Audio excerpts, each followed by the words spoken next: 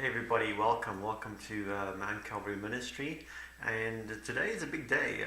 Today is Super Bowl Sunday, and it's a big day in the sporting calendar for a lot of football fans. And this whole week or 2 weeks leading up to Super Bowl Sunday, one thing that struck me as very interesting is the amount of time and effort and energy people put into a big sporting event. Now, if you're a football fan, of course, Super Bowl Sunday is the big day on the calendar for the year.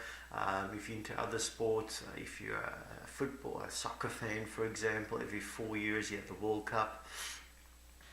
But regardless of what the sport is that you support, you will definitely see that when the big event is coming up in the last few days leading up to the big sport event, everyone's going crazy. If you go on to sports talk radio, everyone's talking about who they think is going to win, what the strategy is going to be. The proverbial armchair sports fans are all weighing in on the game and giving their strategy and their plan in terms of what they think the coach should do and what they think the top players should do, and it's all a topic of what they as the amateur who thinks they're professional, what they think the right strategy and theory and game plan is to succeed and win the game. The point I want to make here is that all of us, if we are a sports fan and there's the big game coming up, we invest a huge amount of time, effort and energy into the game. And I was thinking to myself that if you consider the amount of effort being put into it, I wonder how many of the people devote an equivalent amount of time, of effort and energy into their life, plotting and planning for a game plan for life success, whether it's in their physical life or in their spiritual life. And unfortunately, the truth of the matter is most of us put more time and effort into the big sports game compared to the amount of effort we'll put in to being successful as a person, whether it's being successful as a spouse, as a parent, as a worker, and of course wanting to be successful in our spiritual life. Sadly, most of us don't take a fraction of the amount of time that we do take for things like sports. Now, while I've got nothing against enjoying a big sport event, I'm a sports enthusiast myself, what I do realize is most of us invest way too much time in sports and not nearly enough time in our own life. So if you're going to be spending a lot of time plotting and planning and strategizing how you think your favorite team should be playing, we should take even more time for plotting, planning and strategizing for life success and for being successful in our spiritual life. It's all about priorities at the end of the day. And, unfortunately in the life that we live in or the world that we live in, we often have our priorities backwards and wrong. We'll invest more time in a sport event than we will in life. And it's not just time, it's even money. People will spend, I read an article very recently that for the Super Bowl, I think the average price for a ticket to the Super Bowl was more than $4,000. That's just for the ticket to get in. The majority of those fans are traveling from halfway around the country. Some people flying in from halfway around the world. So it's airline tickets, it's hotels, it's spending money. So a lot of these fans are spending five, six, seven, even $10,000 for a sports event. That's a huge amount of money for a sports event. How many of us are spending money in terms of investing in ourselves and investing in the spiritual health of the churches that we belong to? So this message is for all of you out there that are maybe on the right road with God. Maybe you feel you're on the right road in your spiritual life. You're connected to a church. You got something that you believe in. The challenge is, should we take it to a higher level? Because most of us probably don't do enough in the amount of time we invest in our spiritual walk and the amount of time we invest in ourselves and in our families. So, looking at Super Bowl Sunday, I just thought I'd take a brief message to reach out to you. And it's a reminder, not just to you out there, but it's a reminder to myself that life is a series of priorities. And we make decisions every single day in terms of what's important and what's not.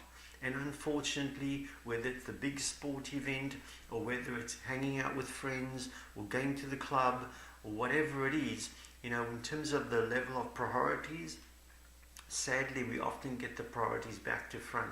The most important things in life is your spiritual health and your family health. So the message to you out there right now is no problem if you want to spend some time getting involved with sports and getting excited about the Super Bowl. But without a doubt, we've got to make time for the things that are most important, because tomorrow morning when you wake up, the game's over, but life goes on. Tomorrow morning when you wake up, no matter who won or who lost the Super Bowl, what's more important is who's winning and losing in the game of life. The most important thing is who's winning and losing in the spiritual battles that are taking place. You may not even be aware of it, but of course the Apostle Paul did say we fight not against flesh and blood, because there are spiritual battles taking place every single minute of every day. So the big game, the big battle where the contact is taking place is not on the football field, it's in the spiritual realm. So we've got to remind ourselves that yes, games like the Super Bowl Sunday are fun and it's a distraction, but the most important game is the game of life. And I put in inverted commas because it's anything but a game. Life is a contact sport and there are winners and losers, unfortunately, like you have in any game. You've got to make sure that you're on the winning side.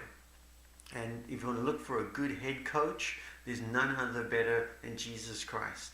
The message to you right now is get on the winning team. If you're going to choose a side, choose a winning side. There's one winner. Jesus Christ, when he was crucified, he went down into the pits of hell and he came out with the keys. He defeated the enemy and he came out victorious. So if you're going to get into the game of life, get onto the winning side, get onto the winning team and get a winning coach, get a winning leader, and that's Jesus Christ. So at the end of the day, the most important commandment that comes from God, above all else, the Bible says that the number one commandment is to love God with all your heart and with all your might. And if you follow that commandment, and the second commandment is to love your neighbor. The number one commandment is to love God with all your heart and all your might. And if you're going to be following that message and that commandment, then your behavior and your actions will be revealing what you are doing in terms of following that commandment. Because it's one thing to talk, it's another thing to walk the walk. And I always say, judge somebody not by what they say, but judge them by what they do. You judge a person by the fruits. So we as human beings are not just judged by what we are saying, we are judged by what we do in our actions. And if somebody says they're following the gospel and they're a follower of God, well then the number one commandment to them as a Christian is to love God with all their heart, with all their might, with all their soul. And then that should flow through in their actions. And if they are spending more time following the big sporting event or following the fashion and fad of the day and not enough time for God, then I don't think they're following the number one commandment, to love God with all their heart and all their mind and all their soul.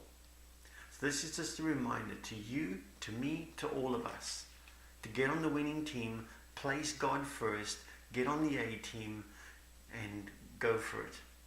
You know what? I'm just excited that every day in the spiritual realm, in the spiritual walk, every day is Super Bowl Sunday. And the cool thing is, every day, you, me, we get to be on the winning team. So every day is Super Bowl Sunday.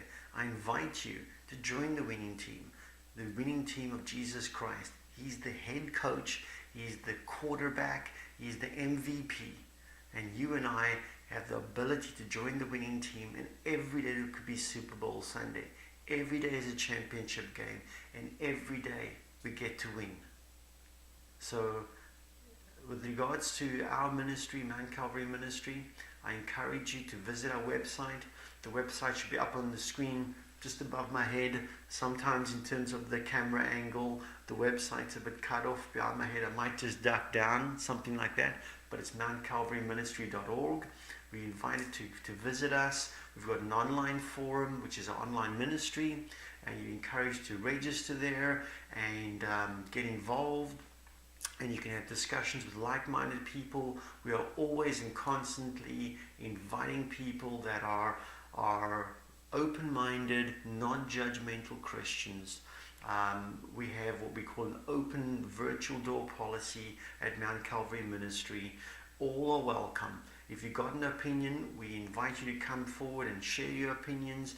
We always do it in a respectful way, and we have an approach of non-judgmental approach to people and displaying the love of Christ. So you're invited to visit Mount Calvary Ministry, click, connect, get involved. God bless.